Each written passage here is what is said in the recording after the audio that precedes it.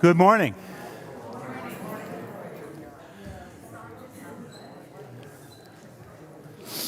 Good morning and welcome to the Unitarian Universalist Congregation of Greater Naples. My name is Tony Fisher. I am grateful to be serving this congregation as its minister. I am grateful to you who are here in the sanctuary joining us live this morning. I'm grateful for all of you out there on the pavilion that are joining us and surviving the warmth out there. And I'm especially grateful for anyone who's joined us online this morning. Thank you very much for being with us. And thanks to the regular crew who makes our Sunday mornings possible. I think this morning we have Ken Hartman in the AV room. Daniel's away for a couple of weeks, and John Forsyth. Abby and Sean are here to provide the music. We have some great greeters out front. I'm especially grateful to the hospitality crew who are always doing a great job helping us sort of recover from the service afterwards. And again, I'm grateful for all of you to be here. I'm especially happy to have beside me our worship associate for this morning, Catherine Costello. We are so glad you have joined us on this August 21st as the summer winds down before Labor Day. And isn't it cool that you have so many options? You can be in person here inside. You can be in person outside. You can be sitting at home, probably in your pajamas, watching online. And you can even be watching sometimes later, anytime you choose, on Facebook or YouTube. If you are new to this congregation, we hope you discover very quickly how welcoming we are and discover all the wonderful stuff that goes on within this congregation. So please, we'd be glad if you signed up for our news blasts and so that we can let you know what's going on. Last Sunday, Tony returned from his sabbatical, and there was abundant shared appreciation all around. But I'd like to add a public acknowledgement this morning. Ministers need sabbaticals so they can back off from being on call almost constantly with joys and sorrows. But so do ministers' wives.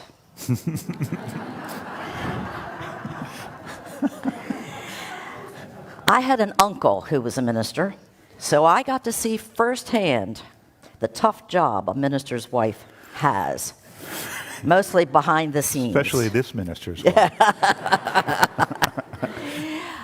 I'd like to say publicly, Ann Fisher, we hope your sabbatical from UUCGN was good for you, and we're so glad you're back among us.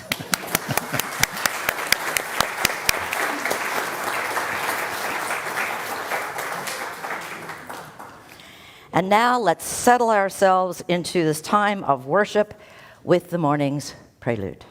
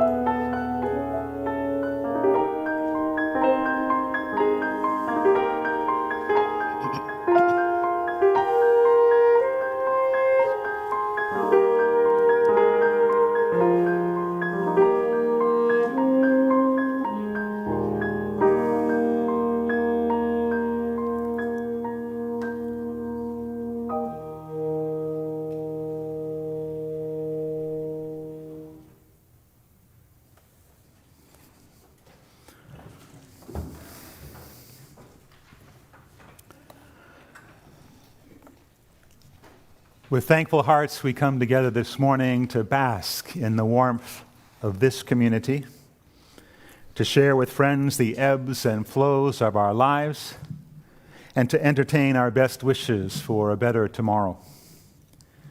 We join together this morning, as always, to find our center and regain our energies to live intentionally, caring for one another, and resisting injustice and inequality wherever we may find it. Our hearts are touched by the human need we feel around us, whether right at our side or far away.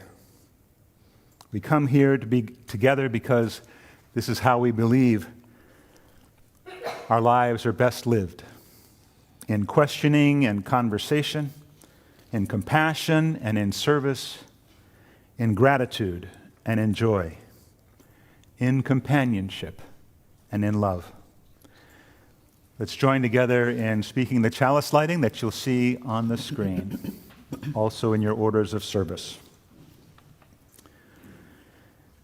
May the joy we find in our coming together, the love we find in listening with our hearts, and the strength we find in speaking our truths lead us forward into the unknown with compassion and hope.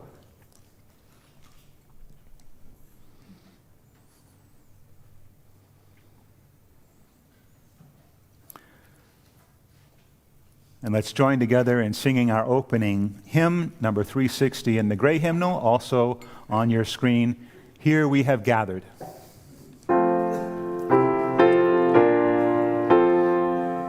Please rise as you're willing and able. Here we have gathered side by side, to circle of kinship, come and step inside. May all who seek here find a kindly word.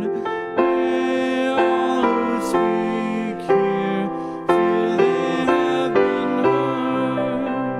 Singing now together this our heart's own song. Here we have gathered, called to celebrate days of our lifetime, matters small and great.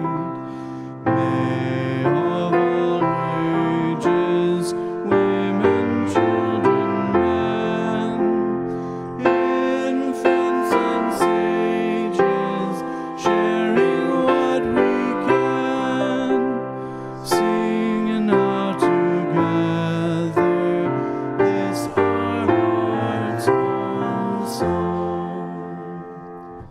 Life has its battles, sorrows and regret, but in the shadows let us not forget. We who now gather know each other's pain. Kindness can heal us as we give, we gain. Singing now in friendship this our heart's own song.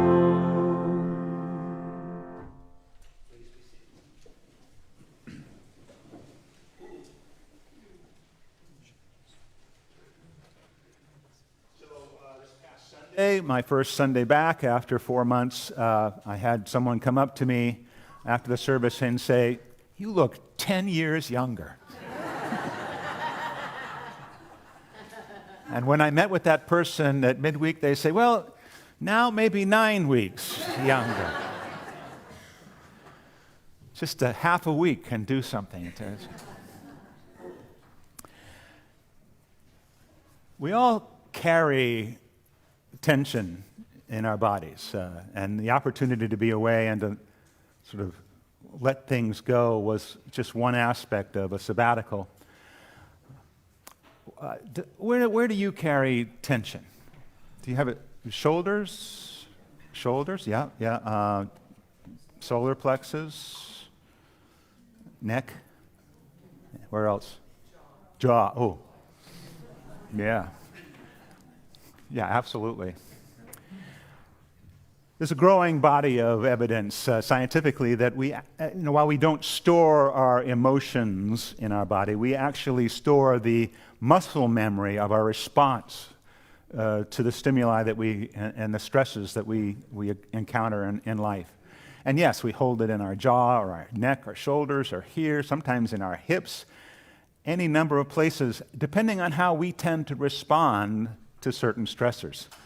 And if we don't have the opportunity to let those that whole cycle, that emotional cycle, complete itself, then those things remain sort of in our bodies. And someone like me, for instance, might begin to look about 10 years older at the end of 8 years of ministry. I don't know, that's not necessarily true. I do need to stand up straighter anyway, but it's true. I mean, if you feel like you've been confronted and you're angry, you do tend to move forward, and maybe your jaws clench. And if you're not allowed to sort of somehow let that emotion flow through, then part of that stays until you have the opportunity to let go. And there are so many ways that we do that. And today, one of our challenges this morning as a group, because we do go through life collectively, not just individually, to have an opportunity to work through some of the things we've been feeling. There's been so much going on in our lives in recent years, in fact, that many of us are holding a lot in our bodies. So here's an invitation, a meditation to bring us into our time of sharing by Angela Herrera.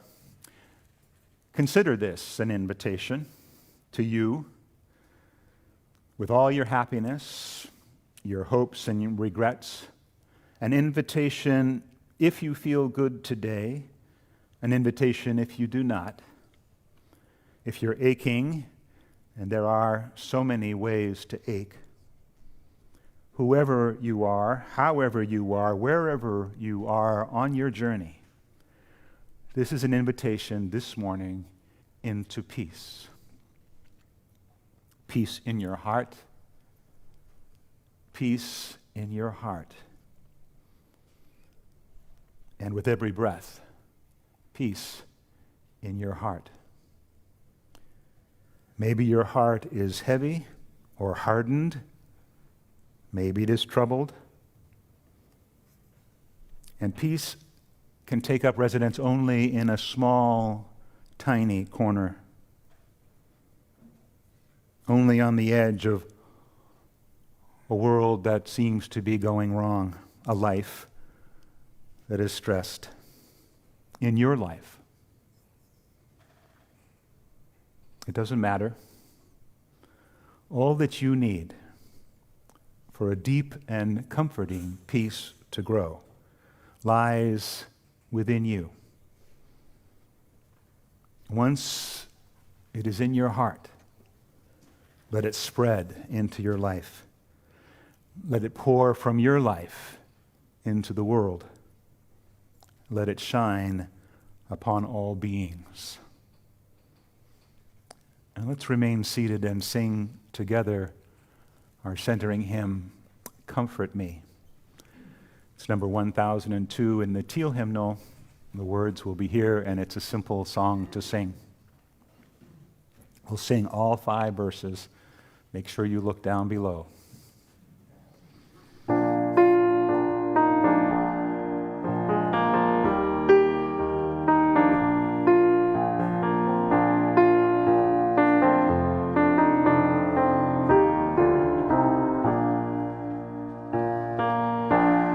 Comfort me, comfort me, comfort me, oh my soul. Comfort me, comfort me, oh my soul. Sing with me, sing with me, sing with me, oh my soul. Sing with me, sing with me, sing with me, oh my soul. Speak for me, speak for me, speak for me, oh my soul. Speak for me, speak for me, speak for me, oh my soul. Dance with me, dance with me, dance with me, oh my soul. Dance with me, dance with me, dance with me, oh my soul. Comfort me, comfort me, comfort me, oh my soul. Comfort me, comfort me, comfort me, oh my soul.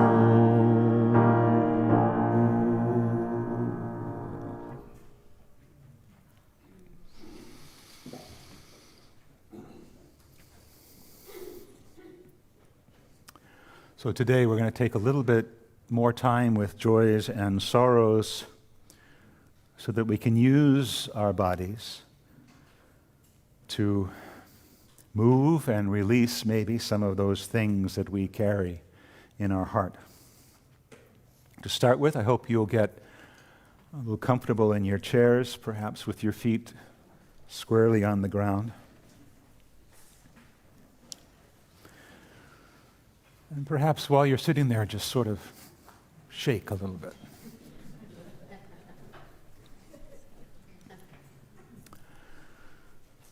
Now let's take a few deep, long breaths together. We'll take a long breath, take 4 count in, hold each breath, and that take a long, slow exhale, perhaps 4 counts going out. We'll do that 3 times. Make sure you don't get lightheaded, but let's breathe together.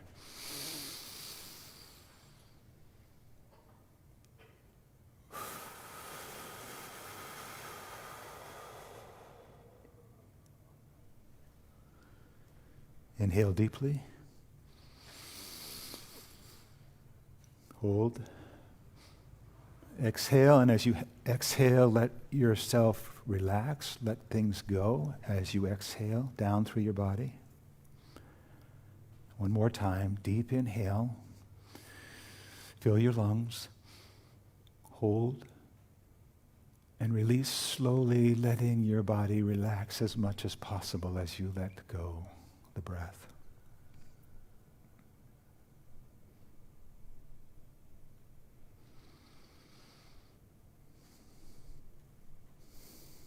As we sit together quietly in this space, I ask that you let something or someone who has been on your mind come to the fore. It could be for joyful reasons, the birth of a child or grandchild, grandniece, nephew, some small success of your own or others, a pending visit from friends or a visit of your own.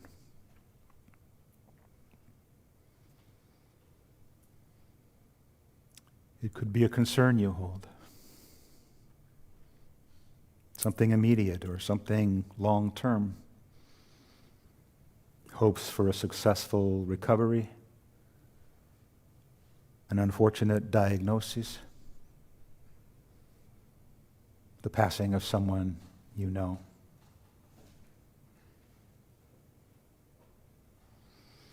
You could be thinking about someone quite distant, or someone here in this room, perhaps even yourself.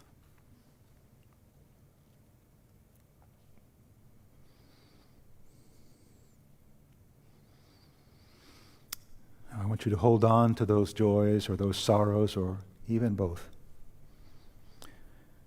And when you're ready, and if you are able, I urge you to move slowly and with intention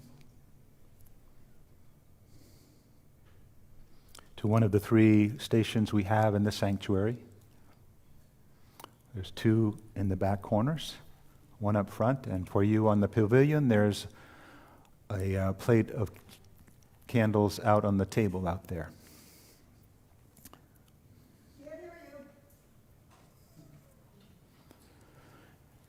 As you move to the stations with the candles, I urge you to move slowly, and as you light a candle,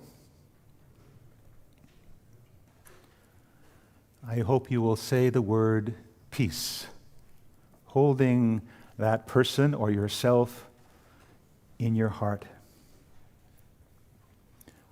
Move slowly back to your seat and take one more deep breath as we wait for everybody to be able to do this.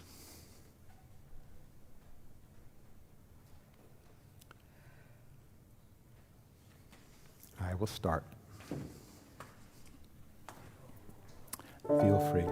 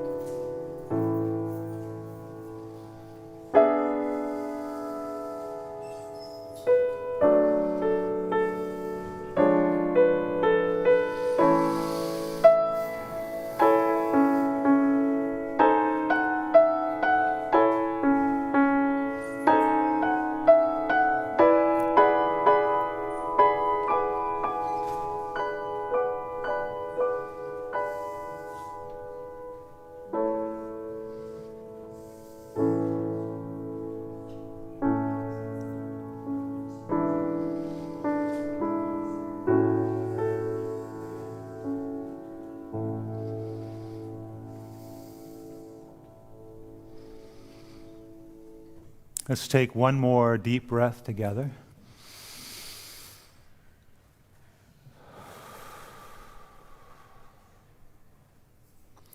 My apologies to those on the pavilion who couldn't hear my soft voice. Let's all join together in the spirit of meditation.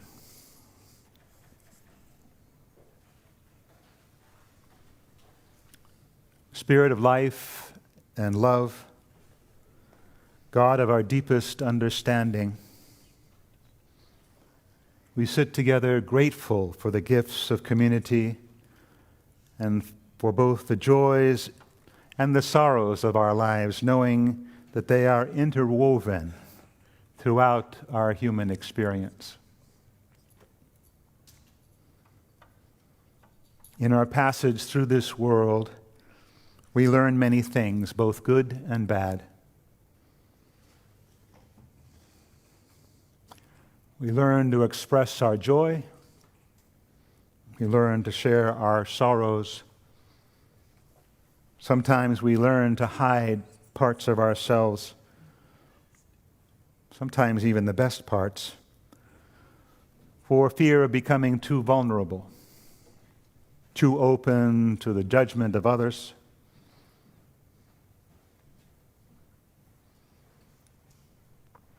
How do we learn to let go?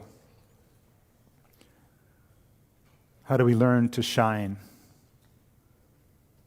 For this is the goal towards which we must stretch, step by step, in our own time, at our own pace, as we let our inner beauty unfold and our heartstrings loosen. Would we not become gentler and more compassionate, and at the same time brighter, more empowered, fearless? We have been holding on, holding back, playing small, hiding our light under a bushel. It is time to let go, for we are needed now.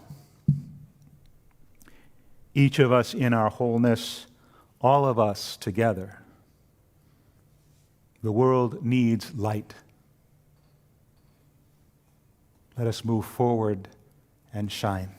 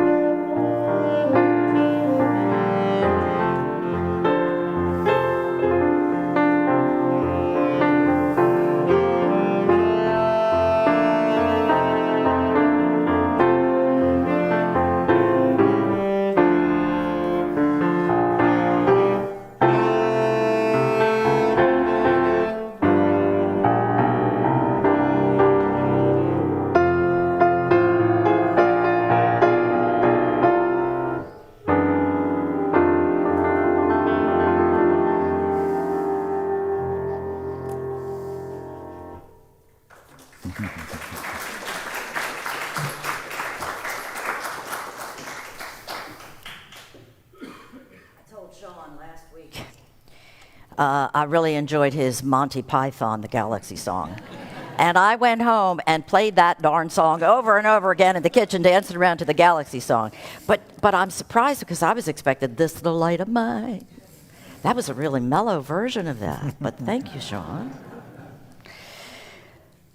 Recently, I was interested in an article that I came across called Long-Termism. And as an English teacher, right away I looked at that word because, we take adjectives like patriotic and we put an ism on the end of it and make it patriotism. But I've never heard of long-termism before, so it really caught my eyeball. And in it, Oxford professor William McCaskill talks about how long the future could potentially be.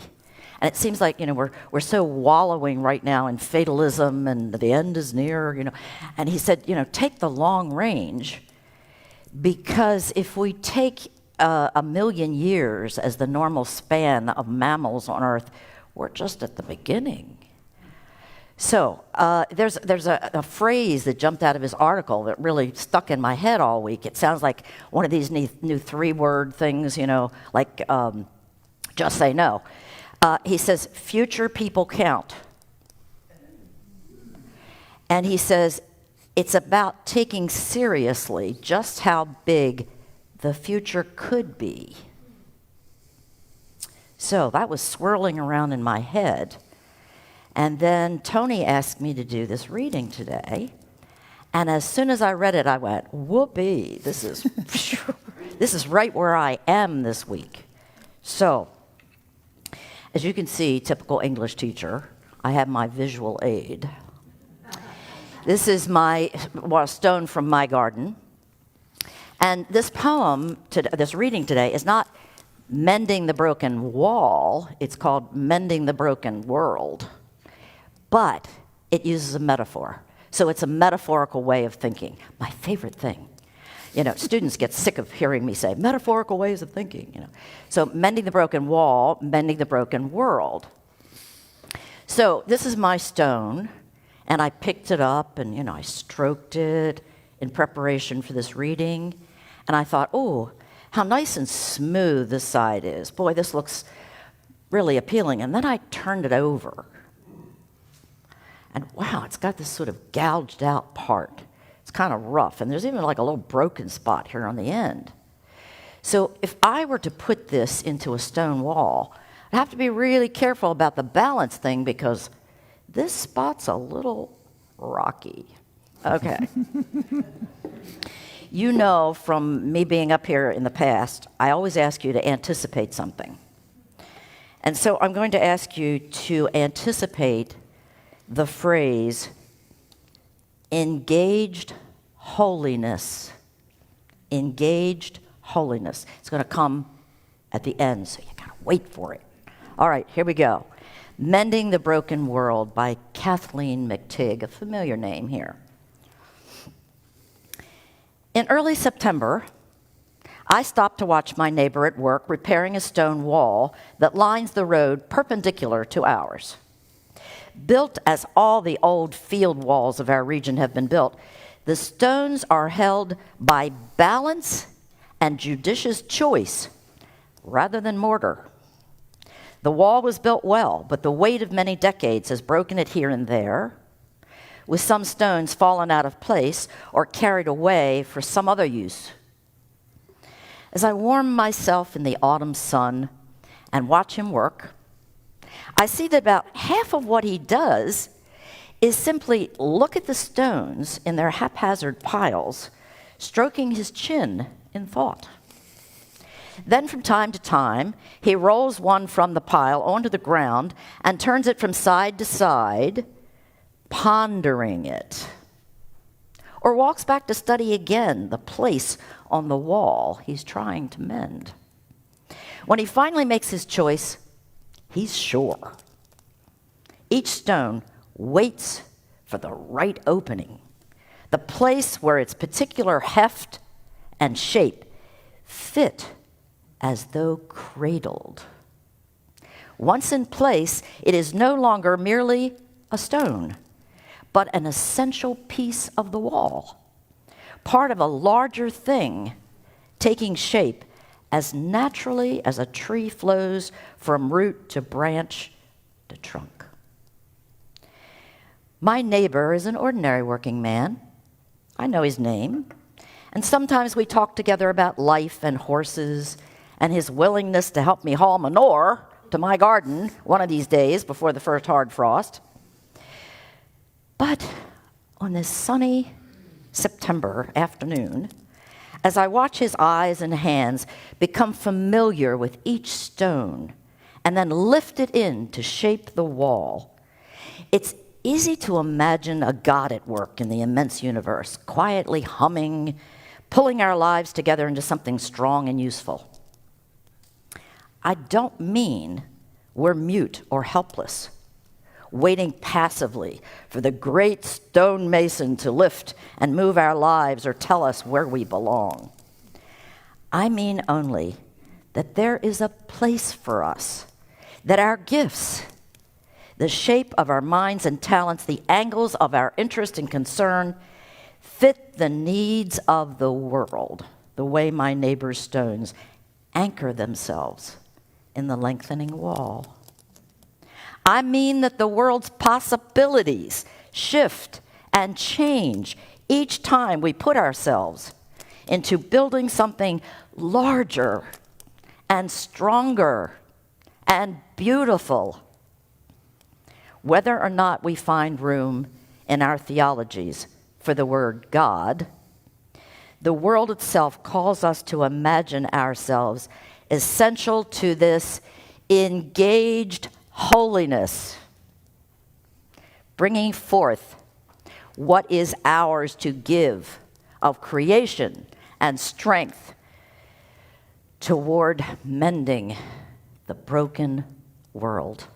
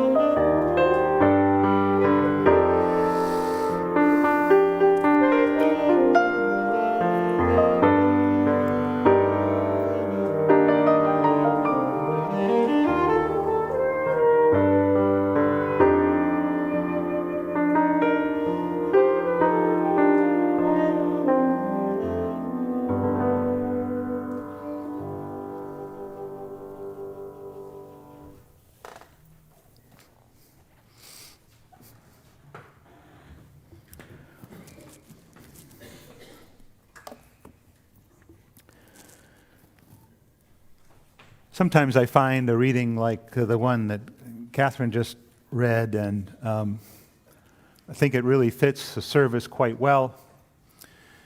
But it's so good that I wonder what I'm going to say in my homily.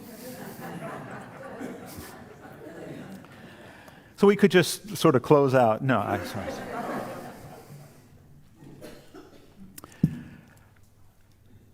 In the candlelighting ritual that we had this morning, I mentioned that you could even speak your own name or have that your own name rise up.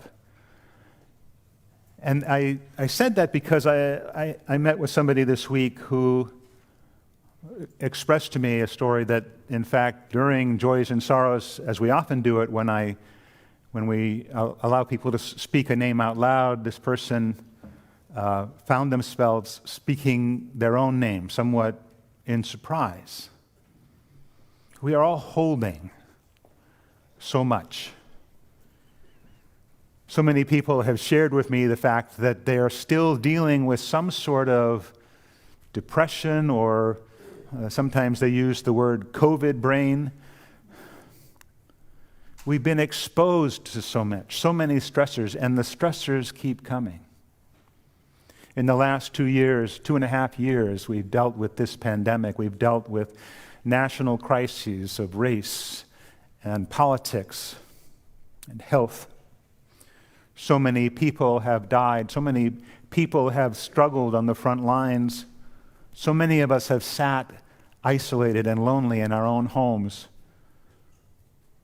Sometimes we sit there with the televisions on all day listening to news, continually bombarded by those stressors and not having a way to respond, to release. When we were young, when I was young, let me put this in the personal, all right? There were so many options to let things go, running around, just shooting out energy, or a long cry when that felt good to do. We hold back our tears sometimes now. An opportunity to laugh heartily with friends. A big hug with somebody I trusted that lasted long enough for that release to come, knowing that I was in a safe place. That as we get older and we become a little bit more reserved, we tend to hold these things, which is why we want to have an opportunity to physically move and to light a candle or to shake things out or to take a deep breath and let it go. And in our togetherness, there is more opportunity, if we allow it, to share our stories, not so that they become a mantra, but so that we can release and know that we are being held by others, maybe not physically, but in community and in love. In our traditions, there is so much power and strength, so many lessons of ingenuity, of wile, of perseverance, of patience, of overcoming. We may feel like the world is an unbelievably daunting place these days, but people through time have faced harder times. We are a testament to that. We are here. Our species has survived so far.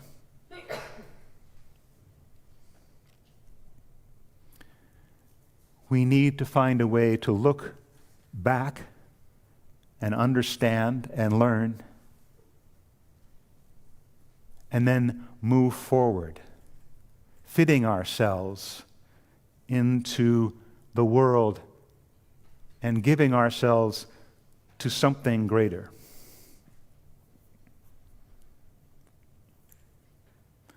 Sometimes when I find it, I need some inspiration for adjusting, of letting go. I look back at a story actually that I shared here on my first service 8 years ago in August of 2014. It's a story that Dr. and writer Richard Selzer shared in his book, Mortal Lessons, Notes on the Art of Surgery. And if you allow me, I will read this in the first person.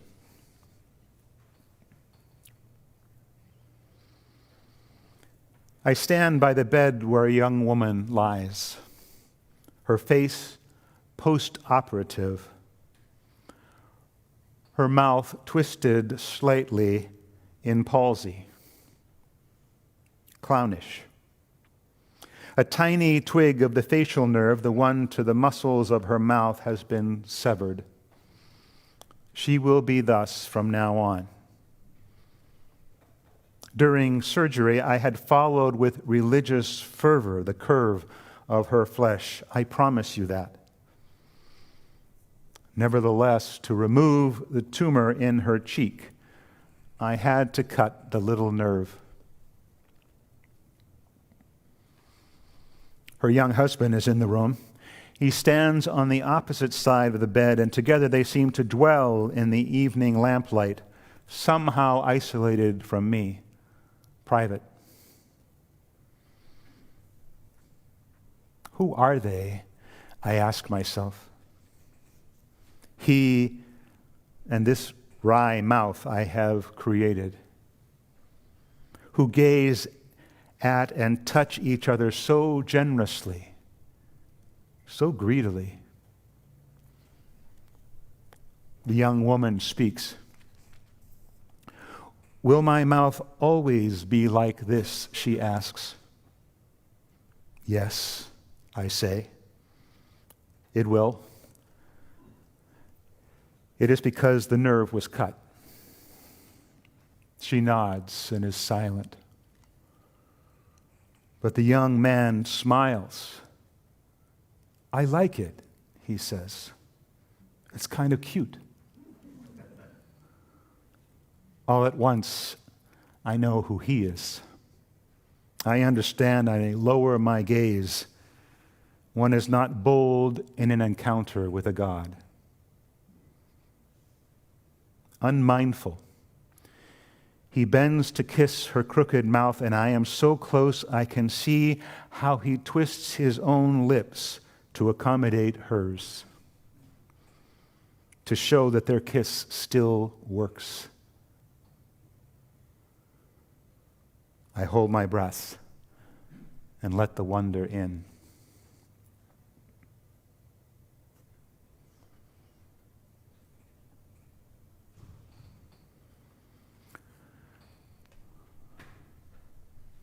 How can we fit ourselves? How can we shift ourselves, twist ourselves to find a new place in this changing world?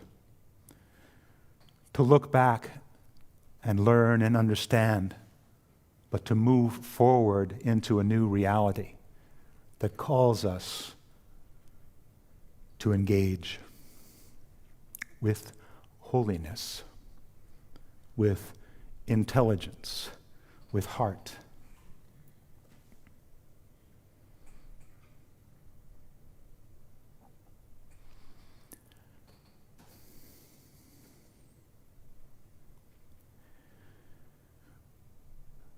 The world is in trouble, and we have a place in its mending.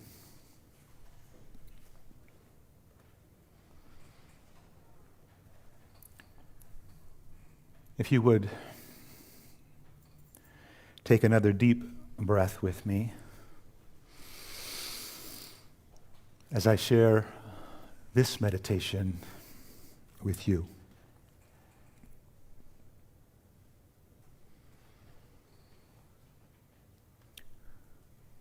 These words are by Leslie Ahuva Fales. Leslie Ahuva Fales. all that we have been separately, and all that we will become together is stretched out before and behind us like stars scattered across the canvas of sky. We stand at a precipice, arms locked, together, working up the courage to jump, to move forward. Tell me, friends, what have we got to lose? Our fear of failure? Our mistrust of our own talents? What have we got to lose? A poverty of the spirit, the lie that we are alone? What wonders await us in the space between the first leap and the moment our feet, our wheels, however we move our bodies across this precious earth, touch down softly on unknown soil? What have we got to lose that we can't replace with some previously unimaginable joy? As we move forward, let us have the courage in our leaping and gratitude in our landing, and joy as we help to build something large and strong and beautiful, each in our own way. May it be so.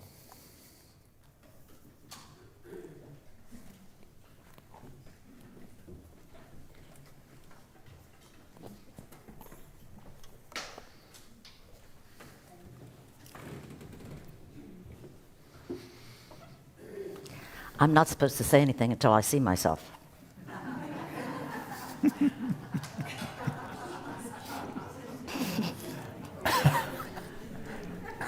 Actually, it's a voiceover, actually. Oh, it's a voiceover. Yeah. As we take time to reflect on today's words, and let's take time to show our gratitude for this community and all that it does. This morning's offering will be gratefully received.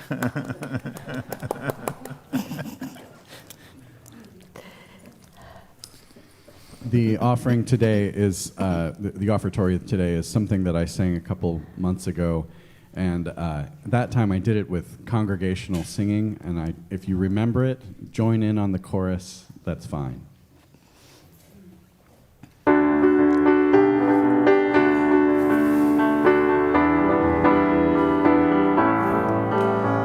I went to see an old friend who is soon to pass away. He said, my life has been so good to me. Now I've still got one more day. Now he said that as he watched the morning sun, and then he smiled my way. 'Cause he said that every morning he lived his life that way. He said, I am the sunshine. You are the sunshine. We are the sunshine. Help me understand. We are the sunshine on the land.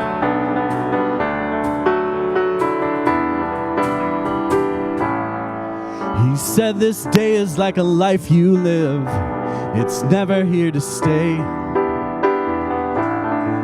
Because your time is always running by like the sun across the day. But it's like looking at the sunshine from the earth. The light does come and go. But when you're looking at the earth shine from the sun, it's quite a different show. He said it's time you know that I am the sunshine. You are the sunshine. We are the sunshine. Help me understand.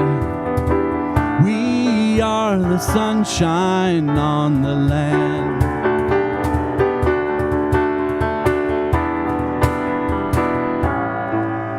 Now I'm thinking of the things he said. We're walking toward the grave, and I haven't lived a life like his, but I've still got one more day.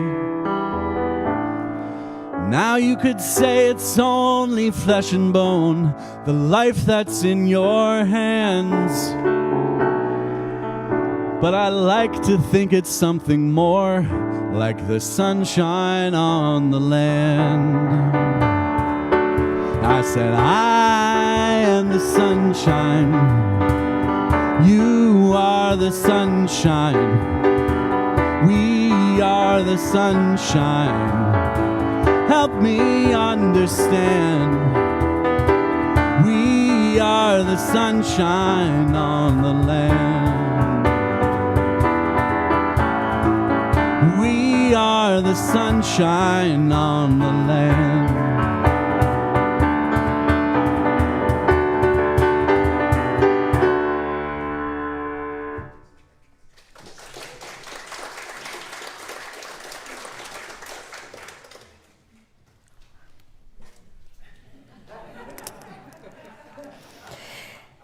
When I was very young and just starting out my teaching career, I applied at a small Episcopal private school. And the Episcopal minister who hired me didn't look at my application carefully enough. Because at the bottom, where it said religion, I had put Unitarian. When he discovered that I was a Unitarian, he was just... First day of school, he comes up to my classroom door, and he says, Catherine, do you know to whom Unitarians pray? And I said, no, who? And he said, to whom it may concern.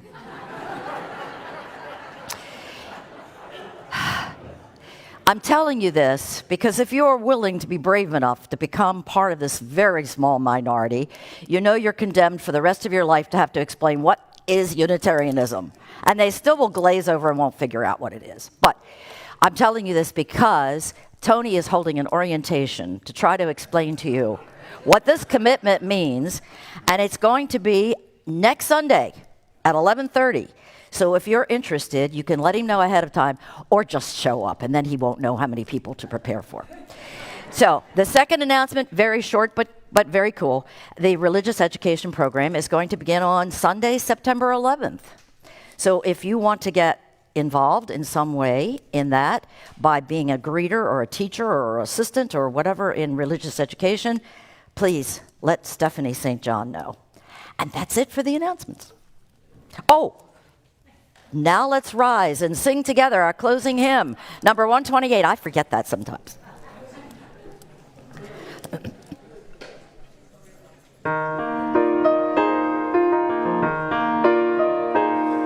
For all that is our life, we sing our thanks and praise. For all life is a gift which we are called to use to build the common good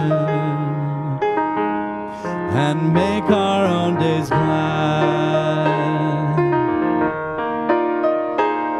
For needs which others serve, for services we give, for work and its rewards, for hours of rest and love, we come with thanks and praise. For all that is our life,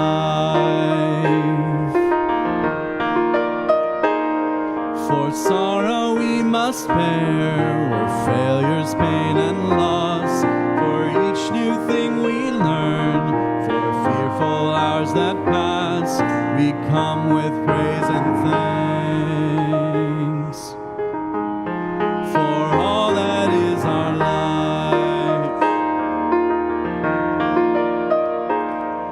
for all that is our life, we sing our thanks and praise. For all life is a gift which we are called to use to build the common good and make our own days glad.